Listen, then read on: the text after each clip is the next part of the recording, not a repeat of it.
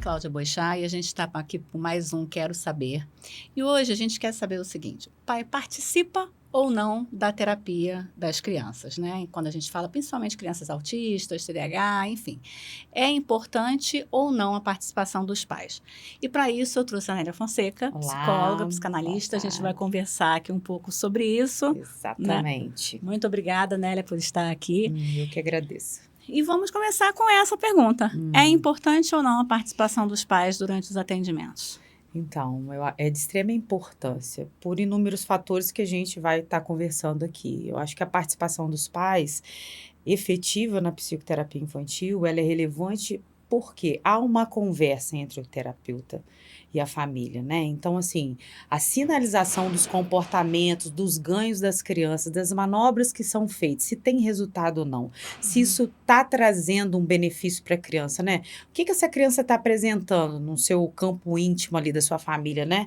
O que ela está trazendo de resultado desse trabalho que o terapeuta está fazendo. Então, acho que esse engajamento ele é importante porque precisa haver um diálogo entre a família e o terapeuta, que isso é fundamental. Mas além dessa questão da prática mesmo, né, da generalização, enfim, da participação direta, tem uma questão de segurança, né, que infelizmente, a gente vem visto tantos casos de abusos, né, durante as terapias. Há um tempo, em São Paulo, a gente teve um professor se não me engano, de capoeira, que abusava das crianças, principalmente quando a gente pensa em crianças não verbais. Exatamente. E segurança para os dois lados, né? Eu acho que isso é o tema que está em pauta nesse momento. Eu acho que é um assunto extremamente relevante porque assegura não só a família, as famílias, né, que são acolhidas nessas psicoterapias, mas a gente também, quanto terapeuta. Às vezes o terapeuta se sente invadido ou não gosta, que às vezes trabalha com outro profissional, por exemplo, ou que a família entre no setting terapêutico ali, mas na verdade isso é uma segurança para nós mesmos. Vamos pensar numa criança que tem um comportamento disruptivo ou tem uma birra e esse comportamento pode lesionar essa criança. O que vai segurar o terapeuta? Nesse momento que não foi um manejo errado, ou que não é um movimento dele que provocou, né, que trouxe a consequência de uma lesão, enfim. Eu acho que essa interação dos pais dentro do setting terapêutico, principalmente quando a gente vai falar de crianças com autismo, é de extrema importância. A gente tem dois modelos principais de abordagem terapeuta, né, aqui no Brasil, que é o DIR Flortine e o ABA, né, Análise de Comportamento Aplicada. E no ABA, até por conta de uma carga horária muito, muito grande, que normalmente é exigida, né, que eles trabalham com 20 a 40 horas em alguns centros, tal, os pais acabam não participando. E aí a gente tem prejuízos na generalização, né, das conquistas, digamos assim, né, dos ganhos. E no DR é o contrário. Normalmente é um modelo que até pelo R, né? Exatamente esse relacionamento da família, que o terapeuta analisa isso, as pessoas, crianças, acabam participando mais. E com esse engajamento do pai, o envolvimento do pai dentro do modelo DR, acaba que são menos horas de intervenção em clínica, porque o pai acaba replicando isso em casa e você tem um número maior, né, de floor time, né, que é a técnica do DR em casa. Então, assim, além dessa questão da segurança, tem a questão da generalização do que é aprendido, né? Exatamente. A gente vai observar, porque, assim, quando a gente fala de aba de condicionamento, é justamente isso que você falou. A gente precisa que essa criança tenha uma carga horária um pouco mais pesada. E quando esse pai ele se ausenta da psicoterapia, isso é muito mais exaustivo, não só para a família, porque em casa essa criança vai ter um comportamento que não é o que ela esperava, de repente, já está fazendo tanto tempo de terapia, já podia estar respondendo de uma outra forma, mas na verdade, na manobra, no manejo desse comportamento, sob a ótica do ABA, né? Exatamente. Esse pai não vai saber como agir, porque ele está sempre ausente no set terapêutico, ele não está na psicoterapia. E às vezes, quando a gente vai comunicar ao pai, nós fizemos isso, esse manejo é importante, olha, nós fizemos assim, replica isso em casa, quando esse comportamento se apresentar, isso fica muito vago. Porque é diferente quando o pai está ali participando junto com o terapeuta vendo o terapeuta fazer essa manobra, né? Que é diferente de você falar o que, mas como fazer, né? Exatamente, porque a gente vai estar falando do que, mas ele está vendo na prática como isso deve ser feito. Então, assim, quando a gente vai pensar em aba, a gente precisa pensar que, embora, né, não tem essa nomenclatura, né, lá o R, né, desse relacionamento no aba, é de extrema importância a família estar ali, porque qualquer estratégia que a gente venha tomar, né, qualquer prática de aplicação ali no comportamento que a gente vá conduzir essa criança, a família precisa estar ciente, porque senão não dá continuidade. E aí os ganhos dessa criança, ela acaba tendo prejuízo. Então, o que poderia potencializar os ganhos dessa criança, a gente acaba tendo que ficar mais tempo que essa criança, de 40 a 30 horas com ela na psicoterapia, quando, na verdade, se tivesse uma somatória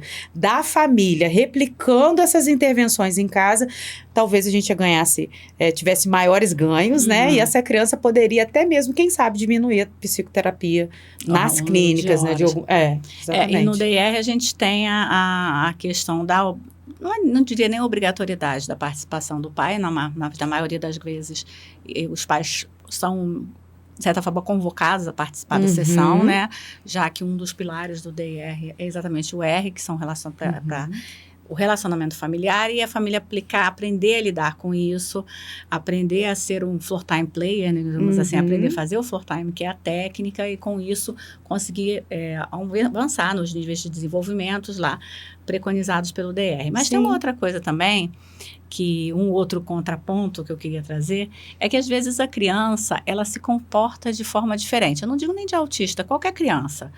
Não tem aquela coisa de que qualquer criança está super bem em casa até que a mãe chega. A mãe chega, começa... Né? Isso aí... E, às vezes, alguns terapeutas usam isso como um argumento de que na frente da mãe, a criança rende menos. A criança não quer fazer, faz corpo mole. O que a gente poderia fazer nesse caso? Ter câmera, não ter? O que você acha? Qual seria a saída nesse caso?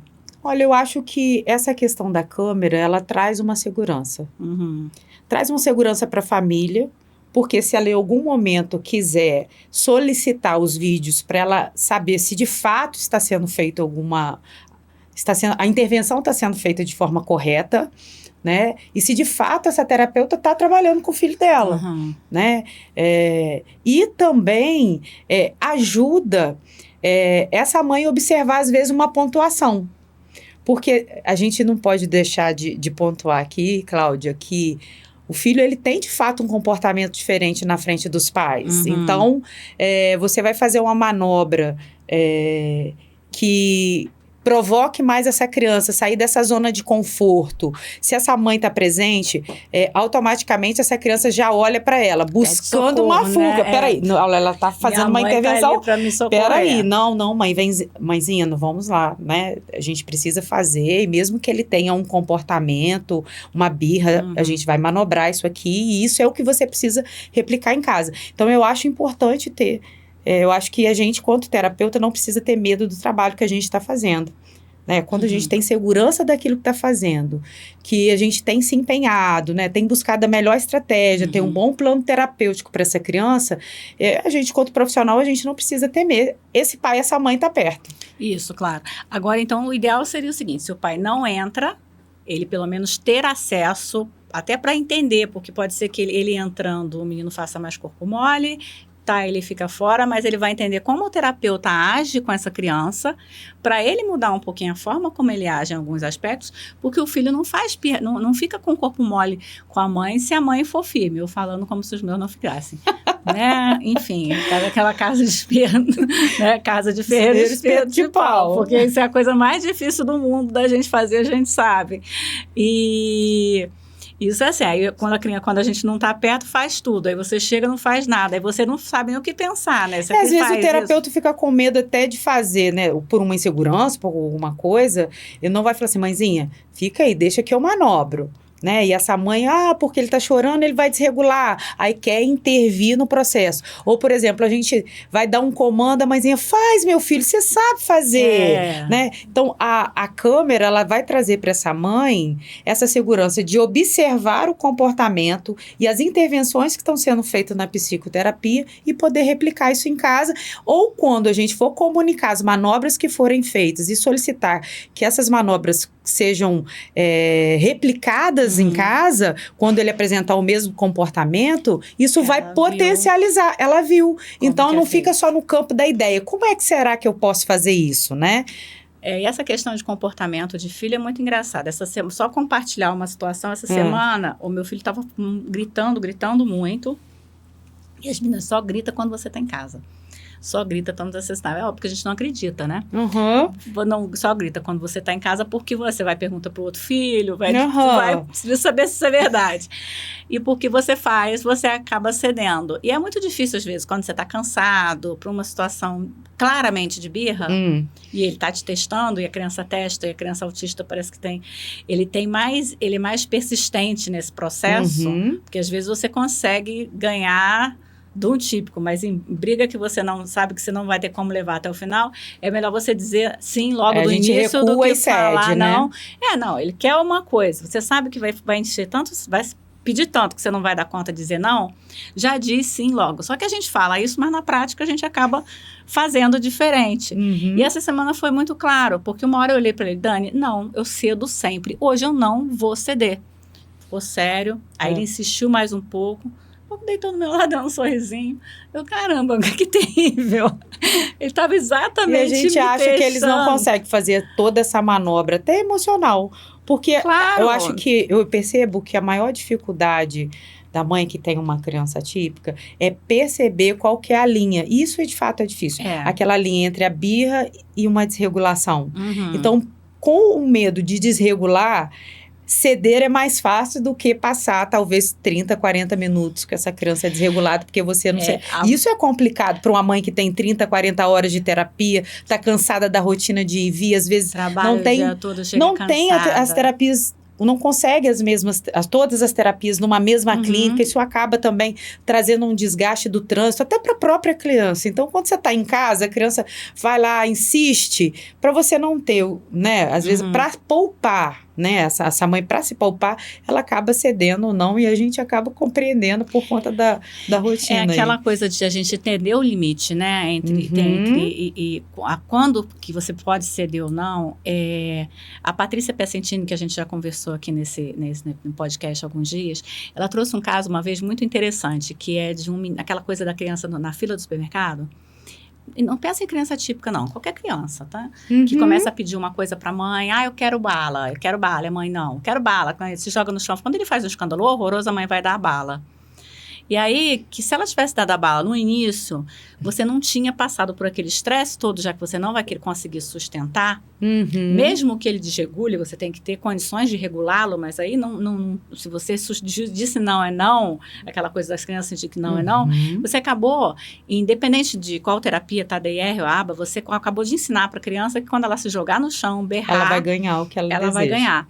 Outro caso é que a criança daqui a pouco pode, por conta até de estar uma sobrecarga sensorial tão grande num ambiente desse, que ela pode acabar se desregulando mesmo e aí depois não adianta mais você dar a bala.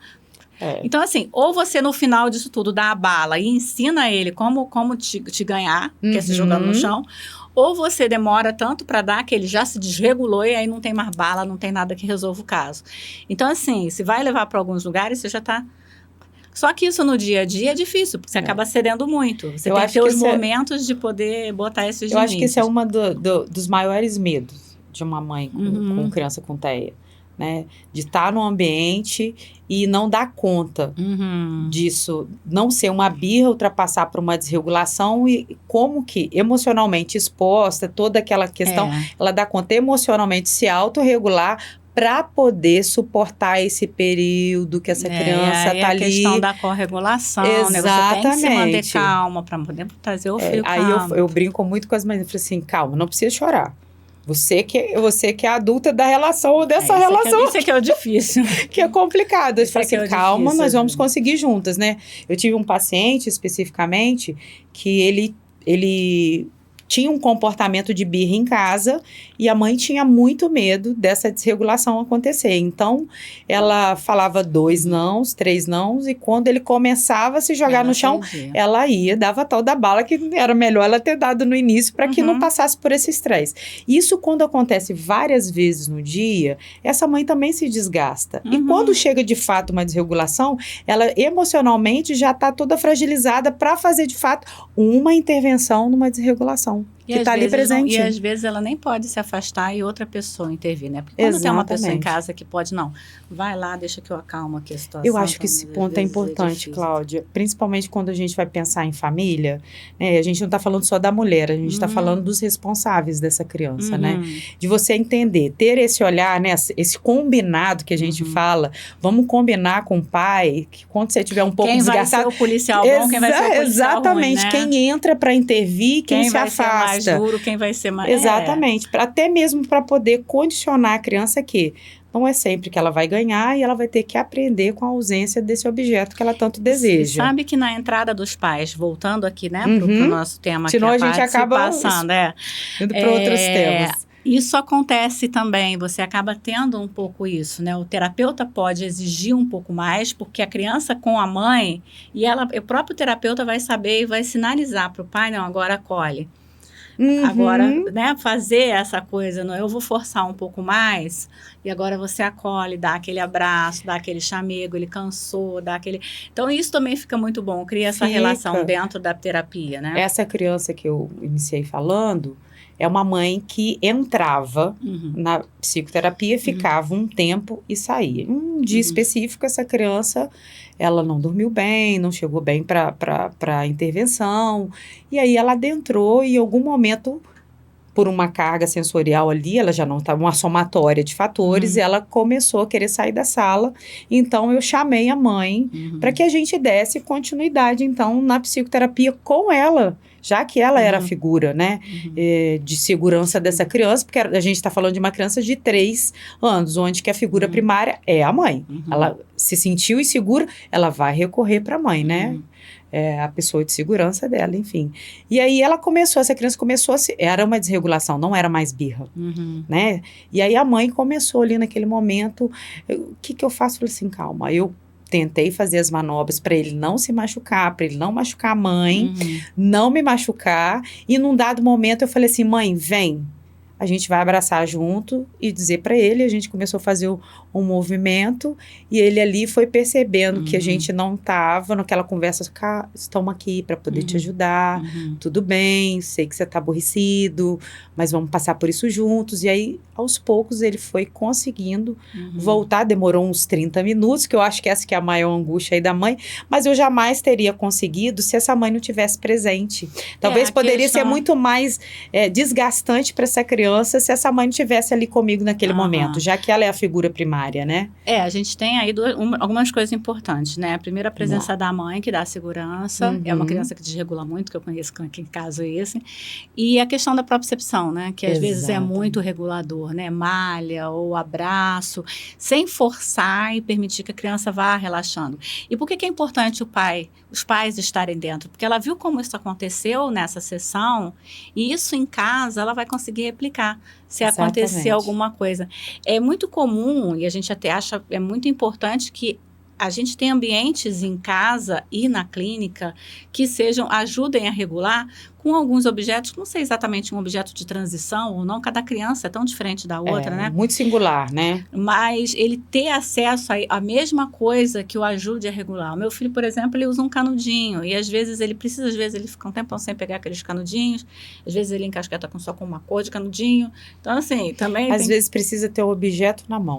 Alguma coisa na mão. Então, assim, mas ele ter acesso a essas coisas. Então, assim, às vezes usa uma malha, às vezes uma coisa que balança, alguma coisa, ele ter isso nos dois ambientes, para ele ter como se fosse o espaço seguro dele, né? Exatamente. Em relação a isso. Mas a gente tem que trazer algumas outras coisas em relação à generalização, né? Exato. O que é a generalização e qual a importância disso?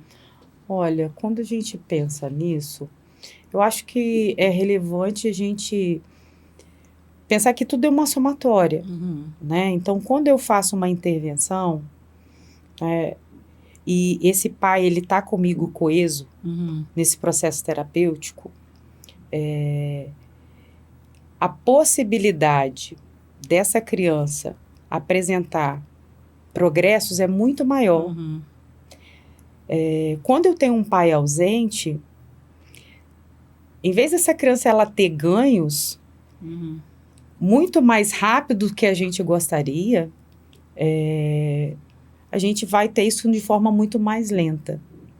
Quando a gente trabalha, o pai e o terapeuta, ele trabalha coeso, há uma segurança na hora de intervir de ambas partes. Porque há uma compreensão dos pais sobre aquilo que a gente faz, das técnicas que são aplicadas, e ele vendo, né, que aquilo ali também não é nenhum bicho de 7 cabeças, que ele é capaz de fazer isso em casa, para que esse comando que eu dou lá se replique em todos os ambientes que essa criança vai estar transitando. Isso faz com que essa criança se mantenha mais regulada, se mantenha, consiga se comunicar, ainda que não verbal. Essa comunicação com a família, com o terapeuta, ela é mais eficaz, ela é mais entendível, né? É mais assertiva. A gente acaba tendo uma comunicação mais assertiva. E quem ganha é quem? É a criança.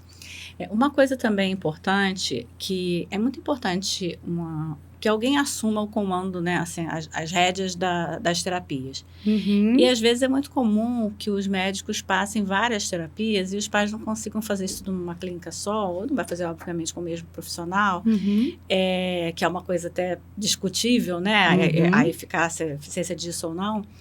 Mas, às vezes, os terapeutas, eles têm posturas diferentes e orientam os pais de coisa para uma mesma situação de forma diferente.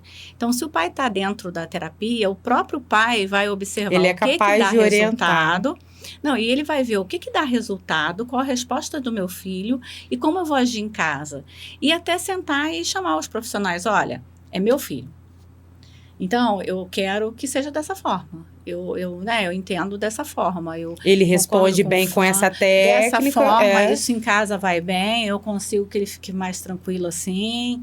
Eu acredito dessa forma, porque os terapeutas, ele tem um limite da terapia que não pode invadir, né, a forma de educar do pai, né? Claro. Então, eu acho que os princípios e valores quem determina é a família, né? É a família. Então, assim, o pai participando das terapias, então, algumas coisas. Primeiro, fica mais... vai ser mais eficaz, né? Porque ele vai conseguir replicar as coisas em casa, vai conseguir colaborar com o terapeuta entender, traçar os objetivos juntos, né? E parece que não, mas vai ter menos sobrecarga em casa. Porque ele conseguindo replicar o que é feito na terapia em casa, isso vai ser menos desgastante. Por exemplo, normalmente o pai, quando deixa na clínica, quer fugir. A gente já viu muito disso. Ai, me dá um tempo no celular. Me dá um tempo. Eu posso trabalhar na recepção? O que você tem... vai ficar com ela hoje? Eu escuto isso. Você vai ficar com ela hoje? Porque eu preciso trabalhar, eu tenho que entregar um trabalho. E às vezes precisa respirar, sabe? A questão A gente entende esse lado dos pais, A gente entende isso do pai.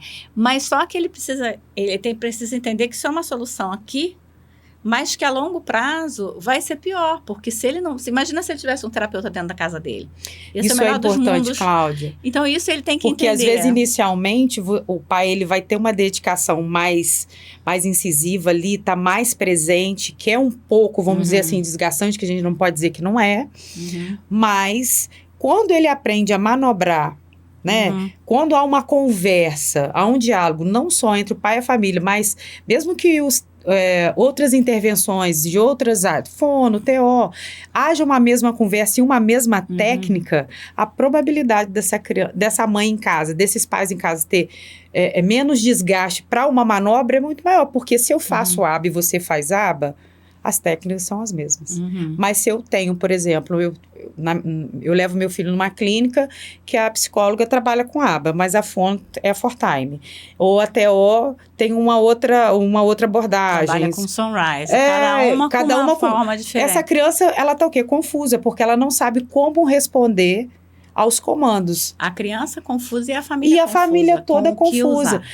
Porque, Então, assim, é um dia importante. uma técnica funciona, a ForTime lá, a orientação do ForTime funciona, aí um dia a aba não funciona, então qual que é certa? Então, eu acho que essa unificação de linguagem, a unificação de intervenção, ela é extremamente importante para a família saber como intervir e ela não ter... Tomar as rédeas da situação e Exatamente. saber e definir o que ela quer Exatamente. e acompanhar de perto. Então, assim, eu acho que é muito importante isso. A gente fica um apelo aos profissionais, por favor, Exatamente. tragam os pais para dentro da sessão, independente de qual seja o modelo que se use. A gente sabe que em alguns momentos esse é complicado. A gente está usando agora na clínica, né, na nossa clínica, na Helpers Autismo, um modelo de ensino que é o RPM, e às vezes os meninos, por estar em grupo, a gente está fazendo alguns trabalhos individuais, outros em grupo, sem a participação dos pais dentro, com filmagem. Sem o pai, mas com a câmera. Se o pai não pode, com a câmera. E às vezes porque a gente está falando de ensino, e aí aquela coisa, o pai sentado na sala de aula, vai ajudar ou vai atrapalhar? Provavelmente vai atrapalhar. Porque é muita, né, é uma demanda de ensino muito grande, e a criança vai querer correr para o pai o tempo todo. Então, quando o pai não estiver, que a câmera esteja e filme tudo. Eu gosto muito de sala com câmera, sabe? Para a gente ver tudo que está acontecendo. A gente sempre filma lá os trechos das sessões, até mesmo para mostrar para o pai os ganhos que essa criança está tendo, que de fato foi trabalhado, que de fato ela alcançou o objetivo daquela sessão, na real, o que pode ser feito. Porque às vezes você fala, imagina, meu filho até pouco tempo atrás, ele somava 1 mais 1 no máximo, era assim. De repente, com a implementação do RPM, ele está fazendo raiz quadrada. E aí o terapeuta fala comigo, né, a mediadora fala comigo que ele está fazendo raiz quadrada, e vai me convencer como, se eu não ver? E são os vídeos que trazem isso. Então, assim, principalmente... A gente volta a falar que isso é uma segurança para nós também que estamos trabalhando. Né? Então, isso é muito importante, não só em relação ao avanço da terapia, mas ajudar os pais a aprenderem a como manejar, como regular a criança e poder replicar em casa. Então, para os terapeutas, tragam as pais para dentro de casa, ajudam, não atrapalham. Porque às vezes a gente escuta o terapeuta dizer, mas a mãe e o pai não faz acompanhamento, mas em qual momento que você chamou essa família para fazer parte, né? Chamou para ver uma sessão. Vamos dizer assim, o pai não quer entrar todos, mas entra algumas vezes, fica um pouco e vai. Não disputam atenção com o pai, é muito comum também, quando entra o pai, o terapeuta quer ser o bam, trendar atenção, bota o pai lá no canto. E essa não é o objetivo de trazer os pais para a sessão. O mais importante é o do pai com a criança, né? A mãe com a criança. Então, assim, fortaleçam esse vínculo e tragam os pais para dentro da sessão. E para os pais, batam na porta e entrem. Exatamente. Assim, porque é seu lá direito. Na clínica a gente tem esse hábito. Olha, nós estamos com a porta fechada, mas a hora que você quiser entrar, você tem esse direito de participar. Porque tem aqueles pais que normalmente eles são convidados a entrar desde o início, mas alguns pais precisam fazer a primeira coisa que a gente fala lá, vamos entrar na sessão?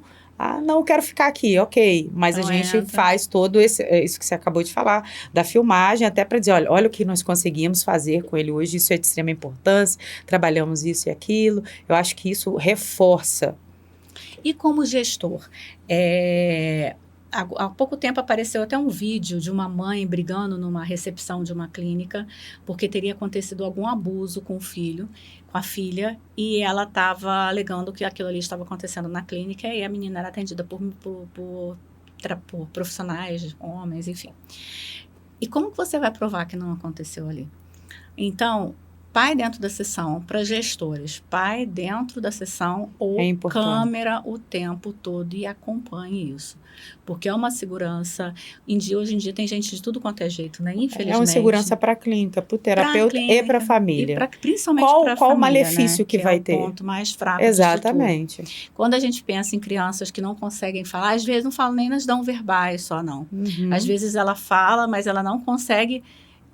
ela tem verbal, mas não conseguiria explicar isso, né? Exato. Facilmente. Uma criança atípica, se passa por algum tipo de abuso, já tem toda uma complexidade para chegar a contar para a família. Então, a gente está falando de uma criança atípica, que tem outros tipos de dificuldades na comunicação. Um prejuízo, não é a dificuldade, um prejuízo na comunicação. Então, vamos pensar como será difícil, né? Então, acho que isso é o maior respaldo que nós, quanto profissionais, deveríamos pensar. Poxa, isso não é um problema de exposição, isso não é questionar se a gente está fazendo um bom trabalho ou não. É também uma segurança. Embora deva ser uma preocupação do pai também, né? É se está verdade. sendo uma palavra que eu já tive, já soube, já me contaram algumas mães de que foram levar filhos em algumas clínicas e depois abrir a porta, tá a criança brincando sozinha, o terapeuta com o celular, né? Então, assim... Isso, a gente acaba escutando esse tipo de... Infelizmente, acontece. Então, assim... Pais, entrem na sessão, direito seu, vai te ajudar na hora de regular. Reivindique esse direito. Vai te ajudar, parece que você está tendo menos tempo para relaxar, mas na verdade você vai ter mais, porque você vai conseguir regular melhor seu filho em casa, vai conseguir saber como botar para dormir, você vai lembrar de discutir os problemas ali na hora, não como problemas, falando na frente do terapeuta e deixando a criança de lado, mas trazendo mesmo para a solução, né? Os terapeutas é segurança sua. Com certeza. E os pais ajudam.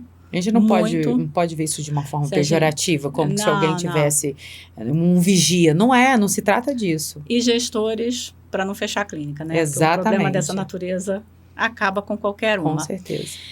Mais alguma outra coisa que você queira falar com a gente sobre isso? Eu acho que para fechar, eu acho que você já falou muita coisa, mas acho importante que os pais entendam que a relação de afeto, né, nesse processo de desenvolvimento, né, eles estarem ali enganjados, eles terem uma boa comunicação com a clínica, com os terapeutas, estarem enganjados no processo terapêutico para poder entender de fato como acontece essa intervenção para o filho, até para perceber as incomodações com o filho, para ensinar o terapeuta, porque a gente aprende também com os pais. Quem conhece mais os filhos do que os próprios pais? Olha, esse movimento não é de satisfação, esse movimento é de indignação. Ele não está gostando do que está sendo feito. Então, só tem a somar a participação dos pais. Então, quando os pais participam do processo, a criança tem o melhor ganho possível, vai alcançar,